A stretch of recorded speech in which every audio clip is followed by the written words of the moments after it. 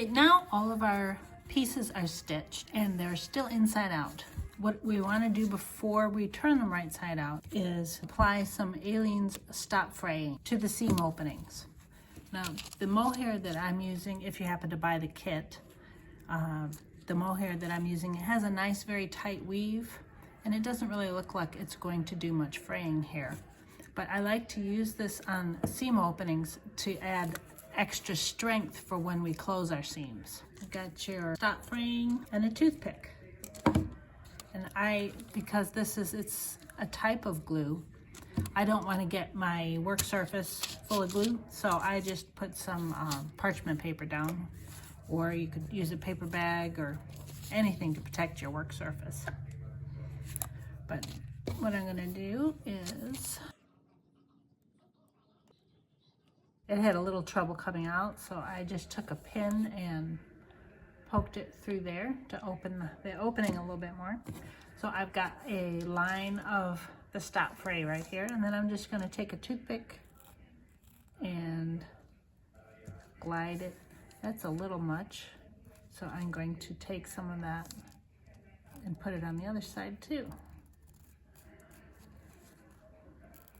So the next seam that I add this to, I'm just not going to put quite as thick a bead, because that was a little much.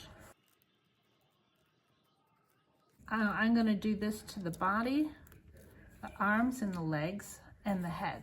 Okay, now we've got all of our pieces that are going to be stuffed. They've all got their fray check on them. Now you just got to set these aside to allow this to dry, and when it dries it'll be clear. Now the fray check is all dry on our pieces, so we are ready to turn them right side out.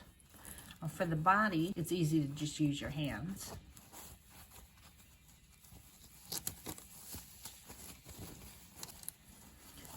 And then I'll use either a chopstick or my cotter pin turner to gently push on the inside on the seams to make sure that the piece is entirely turned right side out. And then for pieces like the arms and the legs, I'll often use a chopstick or a pencil. You could use that. I'm going to use my cotter key, and I'm going to go like this, and then push the arm up on the cotter key. So I got a little bit of a start here. Now I'm going to take my chopstick and slide it up here. And then we'll do the same thing, gently push to make sure that the piece is entirely turned right side out. Now for the leg, it's the same principle. It just is a little different because you've got this big foot. Now this is part of the reason why I leave a slightly larger opening, especially on the leg. And if I happen to be using a very thick synthetic faux fur, or if I am using real fur, I will use a larger opening because it makes it easier to turn.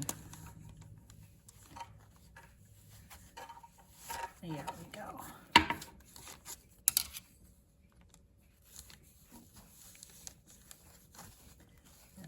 Guide this, and you want to be careful. Don't push too hard because you don't want to push your chopstick or whatever you're using through the wool felt foot pad.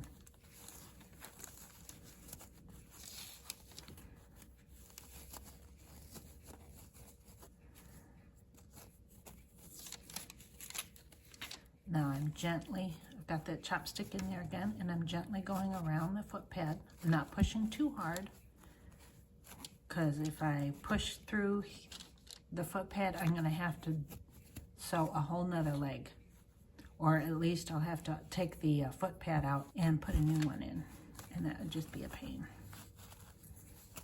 And for the ears, you'll see now why I left it open, not only at the bottom here, but a little bit on the side. It just makes it easier to turn that ear.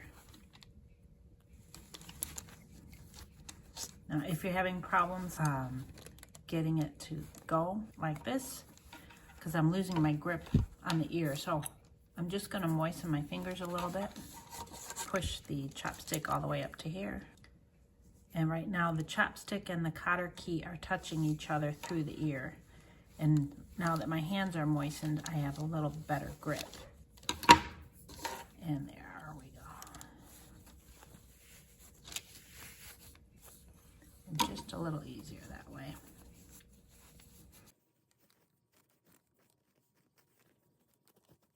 And then the head. I often will just use my thumb and then with my finger push in on the nose. Again, be gentle because you don't want to poke through the nose. Now I'm going to use my cotter key this time just because it's a little smaller and can get these fine details a little better. But I'm very gently pushing on the inside around the gusset where we stitch the gusset into place. Now I'm going to turn the other 3 pieces right side out, and then we'll go on to our next step. Okay, now our pieces are all turned right side out, but we need to clean up these seams. So we want to pull the fur out from where it's caught in these seams here. And to do that, you can either use a needle. Sometimes I have a big German needle, or you could use your awl. And then you just go like this, gently pull the fur out of where it's caught in the seam. And then our next step is to get our joint assemblies together.